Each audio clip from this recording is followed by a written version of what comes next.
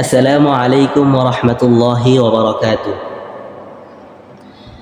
দেশ ও দেশের বাহির থেকে যে যেখান থেকে আমার এই ভিডিওটি দেখতেছেন, অবশ্যই সবাই আমার এই ভিডিওটি লাইক, কমেন্ট, শেয়ার করে দিবেন এবং সকল মুসলমান সকল ভাইদেরকে এই ভিডিওটি দেখার সুযোগ করে দেবেন ইনশাআল্লাহ। নাহমাদুহু ওয়া নুসাল্লি আলা রাসূলিহিল কারীম, আম্মা বা'দ, ফাআউযু বিল্লাহি মিনাশ শাইতানির রাজীম, বিসমিল্লাহির রহমানির রহিম, ওয়াল ফাজর, সাদাকাল্লাহুল আযীম। আজকে আপনাদের জন্য নতুন একটি ভিডিও নিয়ে আসলাম। সেটা হচ্ছে ফজরের গুরুত্ব, ফজিলত নিয়ে আপনাদেরকে কিছু সংক্ষিপ্ত আলোচনা করব। আজকে আমরা নামাজের প্রতি খুবই অলসতা করি। আসলে নামাজই মুসলমানের যে একটি সবচেয়ে বড় পরিচয়, সেটা আমরা জানি না। মুসলমানের সবচেয়ে বড় পরিচয় হচ্ছে নামাজ। নামাজ হচ্ছে খুবই গুরুত্বপূর্ণ একটি জিনিস। আল্লাহ তাআলার কাছে সবচেয়ে বড় এবং সবচেয়ে পছন্দনীয় আমল হচ্ছে নামাজ। নামাজের মাধ্যমে আল্লাহ তাআলার কাছে চাওয়া যায়, আল্লাহ তাআলার কাছে পাওয়া যায়। নামাজ হচ্ছে খুবই গুরুত্বপূর্ণ একটি জিনিস। এবং হাদিসের মধ্যে রাসূল সাল্লাল্লাহু আলাইহি সাল্লাম বলেছেন, আউয়ালু মা ইউহাসাবু বিহিল আবদু ইয়াউমাল কিয়ামাতিস সালাহ, যে কিয়ামতের দিন সর্বপ্রথম কিন্তু নামাজের হিসাব হবে।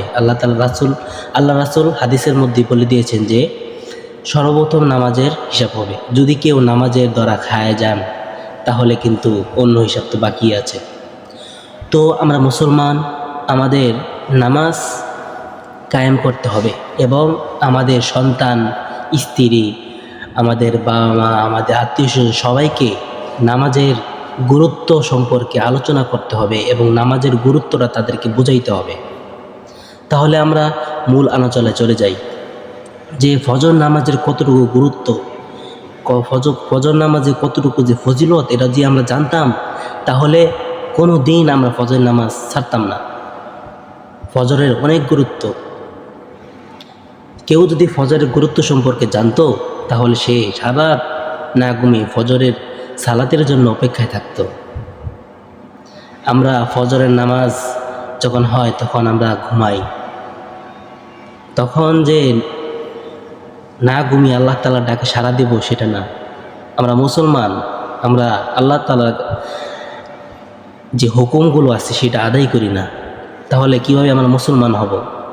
তো কথা না বাড়িয়ে ফজরের যে গুরুত্ব, ফজরের যে পুরস্কার, সেটা আমি আপনাদেরকে আলোচনা করব ইনশাআল্লাহ। তো শেষ পর্যন্ত আমার পাশে থাকবেন, শুনে যাবেন, সবাইকে শোনার সুযোগ করে দেবেন ইনশাআল্লাহ। রাসূল সাল্লাল্লাহু আলাইহি ওয়াসাল্লাম হাদিসের মধ্যে ইরশাদ করেন, যে ব্যক্তি ফজরের নামাজ পড়বে সে সারাদিন আল্লাহর জিম্মায় থাকবে। সুবহানাল্লাহ। আরেকটি হাদিসে রাসূল সাল্লাল্লাহু আলাইহি ওয়াসাল্লাম ইরশাদ করেছেন, যে ব্যক্তি দুটি শীতল সময়ে নামাজ আদায় করবে সে জান্নাতে প্রবেশ করবে। যে ব্যক্তি ফজরের নামাজ পড়ল, সে যদি সারা রাত নামাজ আদায় করে, তাহলে কিন্তু এই সারা রাত নামাজ আদায় থেকে ফজরের গুরুত্ব অনেক। এটা বুঝাইছে যে হাদিসে, যে ব্যক্তি জামাতের সাথে ঈশার নামাজ আদায় করলো, সে যেন অর্ধেক রাত জেগে নামাজ পড়লো। সুবহানাল্লাহ।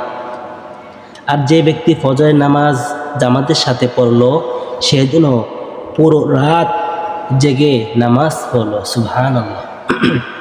এই হাদিসে আল্লাহ রাসূল কি বুঝাইছেন, যে ব্যক্তি ফজরের নামাজ জামাতের সাথে আদায় করলো, সে যেন পুরো রাত নামাজ আদায় করলো।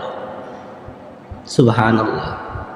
অন্য হাদিসে দেখেন আল্লাহ রাসূল কি বলেন, যে ব্যক্তি ফজরের নামাজ পড়বে সে আল্লাহর জিম্মায় থাকবে। ফজরের 2 রাকাত নামাজ দুনিয়া ও তার মধ্যে যা কিছু আছে সব কিছুর চেয়ে শ্রেষ্ঠ। এজন্য মুসলমান ভাইদেরকে বলবো যে আমরা বেশি বেশি নামাজের প্রতি গুরুত্ব হব এবং আমাদের ছেলে মেয়ে যারা আছে সবাইকে নামাজকে নামাজের জন্য আদেশ করব। নামাজ হচ্ছে মুসলমানের সবচেয়ে বড় পরিচয়। আমরা বেশি বেশি নামাজ আদায় করব, আল্লাহ তাআলার কাছে বেশি বেশি চাবো নামাজের মাধ্যমে। আল্লাহ তাআলা যেন আমাদের সকলকে 5 ওয়াক্ত নামাজ, ফজর, জোহর, আসর, মাগরিব, ইশা সমস্ত নামাজগুলো গুরুত্ব সহকারে আদায় করার মতো তৌফিক দান করেন। আমিন।